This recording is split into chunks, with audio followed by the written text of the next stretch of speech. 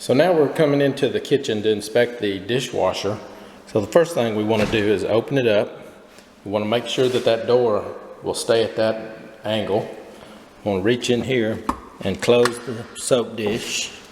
What I do is line these sprayer arms up, and then we're going to check the racks for rust or any defects in those.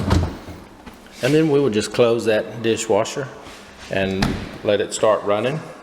And after the end, when it's over, through a normal cycle, we'll open it back up, make sure the soap dish is open, and make sure that the arms have moved from their original position.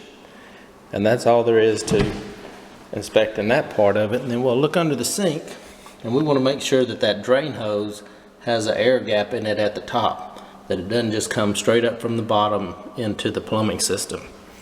You don't want to get any of that sink junk back into your dishwasher. And that's about all there is to inspecting the dishwasher.